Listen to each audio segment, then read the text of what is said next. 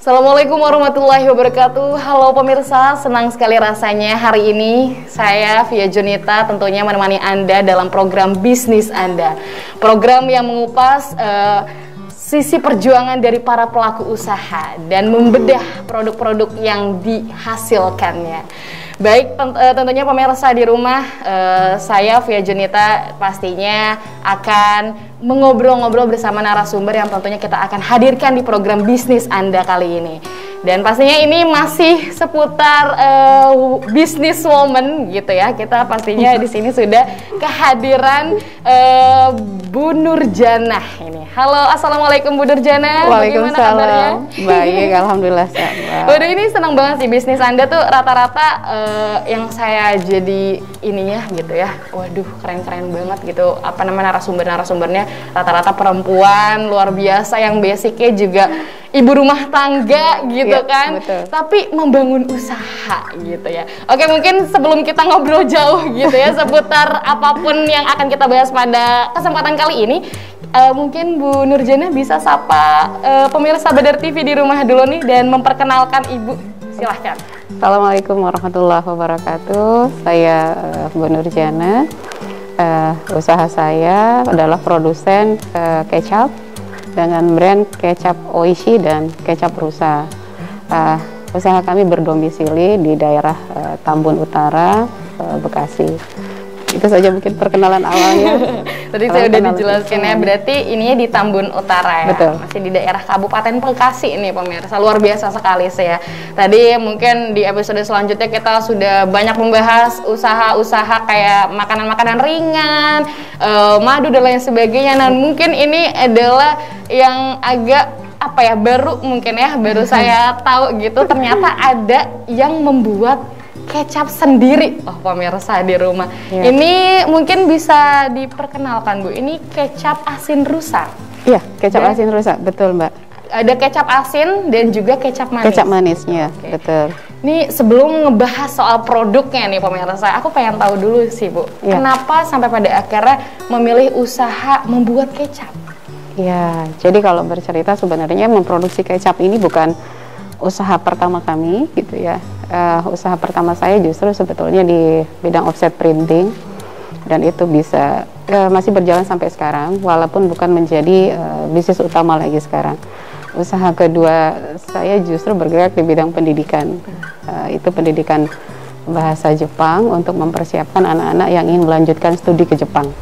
Nah, kecap ini adalah usaha yang ketiga yang mempunyai rasa agak sedikit passion saya mengerjakannya karena basic pendidikan saya sebenarnya adalah di gizi. Jadi sepertinya rasa menemukan apa ya, sesuatu yang sebenarnya ini bisa saya kerjakan dan saya bisa nikmatin di situ, bisa mengaplikasikan ilmu saya gitu Mbak gizi. Maksudnya kenapa kecap? Karena passionnya suka. Iya, suka makanan sebenarnya ya. Dan dulu pengen kapan saya punya usaha makanan. Nah, kenapa kita pilih kecap waktu itu? Kita tergelitik sebenarnya ketika baca di berita bahwa satu perusahaan besar yang memproduksi kecap itu bisa meraup sekian teh hanya untuk kecap saja gitu. Masa sih kita nggak bisa mengerjakan itu, sementara untuk pengolahan kecap sendiri teknologinya tidak membutuhkan teknologi yang cukup sulit ya gitu. Dan kita bisa lakukan sebenarnya gitu. Dan satu lagi ke perhatian kami adalah kecap yang banyak beredar sekarang ini tidak lepas dari penggunaan banyaknya food aditif gitu, dan kadang masyarakat tidak paham di situ Mbak begitu. Oh, kecap tuh bisa kita bikin sealami mungkin, tapi sekarang sudah tidak lepas dari yang namanya pengawet, itu satu poinnya gitu. Jadi ayolah kita bikin sesuatu gitu yang pasarnya sudah pasti ada dan dikonsumsi oleh semua keluarga kan, rata-rata pasti kecap tuh bukan hal asing lagi gitu. Nah, kita bikin tapi dengan sesuatu yang jauh lebih baik itu Mbak Nian. Itu sih, waduh luar biasa sekali sih, maksudnya visi misi dari pembuatan produknya tuh nggak cuman asal ini, tapi ada misi ke depan gitu ya. Iya, Mbak PJ. Ini tertarik nih dengan kita mungkin di sini ada kecap asin. Ini ada dua jenisnya berarti ya? Ada dua jenis. Satu lagi kecap manisnya brandnya Oishi. Jadi ada dua brand yang kita pakai. Oh iya, yang beda-beda ya berarti? Ya. Oishi dan Rusa. Yang ini yang Oishi Mbak PJ. Oh beda. Oh iya gitu. Ini kenapa sampai pada beda brand kayak gini, kenapa tuh? Beda brand sebenarnya kita memang mau bikin segmen yang berbeda. Jadi mungkin di lokal kita masih struggle ya Mbak untuk pasarnya, dan kita nanti akan fokus dengan brand rusaknya. Tapi nanti kita mau coba untuk ekspor dengan brand Oishi, dan alhamdulillah sebenarnya kecap kita ini manis Oishi dan asin rusa ini sudah masuk di Asian Store di Jepang Mbak. Jadi sudah masuk di tahun 2020 dan 2021 kemarin sudah masuk. Waduh, keren banget sih. Nah, tapi kalau untuk ini kan, tapi ini ada kecap manis. Oke, kita compare mungkin manis-manisnya. Ini kecap manis rusa dan kecap manis Oishi. Ini apa? Maksudnya yang membedakan tuh apa, nama brandnya atau maksudnya beda gitu kan? Ada ingredients yang berbeda. Oh, iya. Jadi sehingga bikin taste yang bisa menjadi pilihan. Lebih sukanya yang mana taste-nya Kirain tuh misalkan karena Oishi gitu kan disuplainya ke orang-orang ke barat-baratan mungkin ya, kalau rusa agak Asia dikit gitu kan. Tapi ternyata punya taste yang berbeda, rasa taste yang berbeda. Penasaran sih sebenarnya rasa kecap manis. Ini apa namanya, kecap manis rusa. Ini agak tertarik sih pemirsa. Apakah maksudnya terbuatnya dari daging rusa? Daging rusa atau apa gitu? Sebenarnya simbolize ya rusa. Kalau kita lihat rusa, sebenarnya udah pernah makan daging rusa nggak? Belum. Enak loh. Karena gitu. Kayaknya saya lihat rusa aja kayak belum pernah di TV. Ya rusa, ya kita bukan berarti itu dari rusa sih, tidak. Symbolize ya. Kita lihat rusa itu jadi hewan yang lincah ya, terus energik. Secara postur tubuhnya sangat ramping, ideal gitu. Jadi kita mengharapkan kecap yang kita hadirkan ini juga bisa menghasilkan performance yang sama gitu dari orang-orang yang mengkonsumsinya. Lagi-lagi memang tujuan kita healthy ya, sehat gitu, dengan kita komposisi produk kita yang alami, sehingga nanti konsumen gitu memiliki pola hidup yang sehat, menjadi orang yang energik gitu, dan punya tubuh yang ideal juga pastinya. Mantap. Berarti bukan terbuat dari daging rusa. Bukan. Pemirsa. Jadi jangan salah kadang gitu. Jadi kayak apa ya? Nama tuh kadang, wah ini kecap manis rusa gitu. Maksudnya terbuat dari rusa gitu atau gimana gitu kan? Bisa buat nyate rusa. Ini maksudnya dalam artian kayak kalau yang mengkonsumsi ini kayak rusa dengan melambangkan si hewan rusa itu tentunya. Luar biasa sekali. Nah ini kecap manis rusa itu tadi udah dijelaskan. Nah ini agak unik maksudnya. Jadi apa ya, ini Asia banget gitu, apa namanya namanya gitu, rusa gitu kan, maksudnya Indonesia banget rusa gitu. Dan ini Oishi agak ke barat-baratan gitu. Kenapa sampai pada akhirnya namain brand Oishi? Oishi itu kan sebenarnya belajar dari bahasa Jepang ya, artinya lezat ya. Kenapa sih ke Jepang-Jepangan nggak bikin namanya Indonesia? Karena kita mencoba mengejar market yang lebih luas sebenarnya ya. Oishi sesuatu yang lebih gampang diingat. Selain itu juga doa sebenarnya supaya memang makanan yang dibikin juga ikut enak gitu.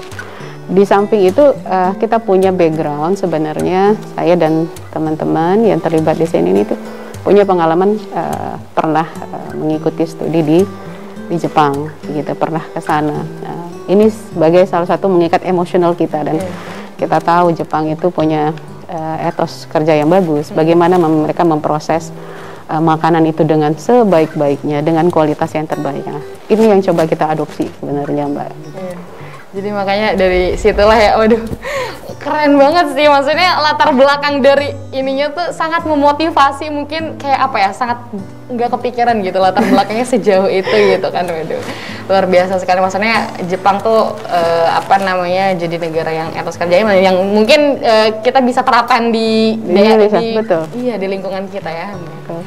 Oke, ini untuk masalah ini kita bahas ini deh, apa namanya, untuk apa orang-orang di balik produksi dari sebuah kecap gitu kan.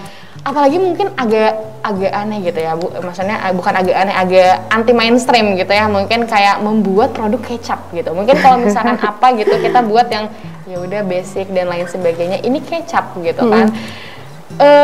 Agak ngerasa, tapi sebelumnya udah pernah dari pas Ibu zaman sekolah gizi berarti kuliah ngambil jurusan gizi, pernah bikin kecap gitu? Honestly enggak ya. Justru saya penelitiannya dulu tentang pembuatan susu kedelai berkalsium tinggi dengan penambahan tepung tulang ikan. Itu skripsi saya dulu. Gitu. Jadi diolah dari tepung ikan. Jadi enggak ya. Jadi bikin kecap justru kita nggak pernah belajar. Ya. Di jurusan saya itu lebih kepada bagaimana membuat sesuatu makanan itu bisa memenuhi kekurangan gizi pada seseorang gitu, untuk anak kecil, ibu hamil dan segala macam gitu. Secara teknologi mungkin tidak banyak dibahas gitu, tapi karena melihat peluang dan celah ini gitu, bahwa di produk yang ada di pasaran itu kita bisa bikin sesuatu yang lebih baik lah gitu. Sebenarnya ada aware dalam hati. Kenapa kalau misalnya nih para penonton semua misalnya mulai lebih teliti ketika membeli satu produk, melihat komposisinya Mbak, ini sebenarnya yang jarang kita lakukan. Rata-rata makanan yang sudah ada itu kayaknya kita nggak kenal deh, itu apa gitu, bahan kimia yang ditambahkan. Contoh untuk kecap itu biasanya mereka banyak pakai pewarna karamel. Nah, kita nggak, biar agak apa tuh? Biar warnanya jadi gelap, itu jadi pewarna. Jadi gini, kecap itu kalau kita pikirkan, kalau kami memproduksi kecap ini dari gula kelapa. Gula kelapa, jadi warnanya itu emang dari situ. Proses, ditambah dengan proses dari fermentasinya. Sementara banyak perusahaan besar itu membuat itu dengan nambahin pewarna. Manisnya dari mana? Pakai pemanis gitu. Terus kentalnya pakai pengental. Jadi sudah sangat jauh sebenarnya dari kecap yang sesungguhnya itu apa gitu. Bahkan jadi karena dia tidak pakai gula, dia pakainya pemanis, dia butuh pengawetnya. Kalau kami menggunakannya memang gula asli, sehingga gula itulah yang akan jadi pengawet. Jadi sebenarnya tidak perlu ditambahkan pengawet. Dan satu lagi kelebihan di produk kita nggak pakai penguat rasa, jadi nggak pakai monosodium glutamat ya. Jadi di sini kita ganti dengan cita rasa rempah. Jadi toh kita ketika memasak juga pakai rempah kan biasanya gitu. Jadi mengurangi sih sebenarnya pemakaian bumbu di rumah, jadi lebih hemat gitu. Nah ini penasaran sih, maksudnya yang biasa kita makan gitu, kecap yang lain sebagainya. Ibu merasa rasanya beda nggak sih, kayak maksudnya sampai pada akhirnya, wah kecap tuh sebenarnya aslinya tuh rasanya nggak kayak gini, ini tuh kayaknya pengawet banget atau gimana banget gitu? Iya, tapi kalau ditanya anak zaman sekarang mungkin agak kaget sama rasa kecap kita. Kenapa? Karena sudah istilahnya sudah ada food trap ya. Food trap itu jebakan makanan yang sudah ada, lidah kita sudah terbiasa dengan yang ada sekarang. Tapi kalau di taste dengan di orang tua yang di zaman dulu beli kecap, mereka pasti akan sangat ingat gitu. Bahkan saya punya customer, dia biasa beli kecap di Kudus, saya nggak pernah beli kecap di sini gitu. Saya pulang beli kecap tuh kalau pulang ke Kudus. Ketika dia coba kecap kita, wah ini mah rasanya sama gitu. Jadi dia merasa ini kecap saya di kampung tuh kayak begini gitu. Waduh, berarti beneran kalau pengen nyobain kecap yang bener-bener alami kecap nih, mungkin pemirsa bisa nyobain dari si kecapnya Ibu Nurjana ini dari Oisi atau kecap rusa ini. Mungkin bisa dijelaskan Bu nih, untuk kecap manis tadi kan tesnya agak beda ya, kecap manis rusa dan kecap manis Oisi. Apa yang membedakan tuh? Apakah lebih manis atau lebih apa yang ini dan lain sebagainya, gimana? Kalau tingkat kemanisan ya berbeda sedikit, terus sama rempah yang kita gunakan Mbak. Jadi ada perbedaan, di sini kita dominankan rempah yang satu, di sini agak yang satu begitu. Oh, akan beda ya rasanya. Kalau ini lebih ke apa nih? Kalau kecap tuh kan biasanya lebih kayak gula yang manis banget gitu ya. Tapi karena kita pakai gula kelapa, sebenarnya tingkat kemanisannya itu mungkin kalau Mbak tes gula kelapa beda dengan makan gula pasir ya, gitu. Manisnya lebih gurih, ada asin, ada asam-asamnya, seperti itu rasanya. Jadi bukan manis yang manis sekali. Tapi kembali lagi Mbak, gitu. Terkadang kita kalau mau mempompile ya komentar konsumen, ada yang bilang kok nggak semanis itu ya, gitu. Tapi ada juga yang bilang kok ini manis banget ya gitu. Iya, ada punya ini beda-beda ya. Jadi ya disitulah memang kita jadi produsen memang harus bisa memutuskan ini loh produk kita seperti ini standarnya gitu. Karena kembali lagi kebiasaan konsumen ini cita rasanya memang cenderung yang manis banget selama ini konsumsinya, atau yang orang yang memang nggak terlalu suka yang terlalu manis. Nah, responnya pasti akan beda-beda kan untuk produk yang sama gitu. Jadi kita nggak bisa ini ya. Jadi kayak punya selera masing-masing gitu ya. Iya. Tingkat kemanisan juga kalau misalnya dikasih gula 1 sendok, kalau yang udah biasanya manis banget bilang nggak manis, tapi yang nggak biasa ini udah cukup, ini udah manis nih gitu kan. Iya. Waduh, mungkin apa namanya sedikit nih apa namanya kita akan bahas lebih lanjut soal apa namanya produk si kecap ini. Mungkin apa yang beda kecap asin tuh kalau sama kecap manis, sejujurnya kadang saya tuh jarang pakai kecap asin. Kalau kecap kalau kecap asin tuh berarti jadi taste-nya dia asinnya lebih kerasa. Jadi nanti boleh Mbak Vija coba. Kecap asin kita itu bisa dipakai untuk bikin nasi goreng juga bisa. Mungkin yang tidak suka yang pakai kecap manis ya. Kemudian cocok untuk dipping sauce. Jadi untuk celupan, misalnya makan gorengan gitu. Gitu. Iya, jadi untuk celupannya. Waduh, luar biasa sekali. Jadi lapar kan? Itu perbedaannya ya, maksudnya kadang kecap manis, kecap asin sama bedanya. Apalagi kalau misalkan buat perawan-perawan yang susah banget gitu, yang jarang masak gitu. Jadi kita tahu nih fungsi-fungsinya. Oke, baik pemirsa, kita akan lanjutkan lagi obrolannya. Tapi setelah jeda yang satu ini, jadi jangan kemana-mana, tetap di Bisnis Anda.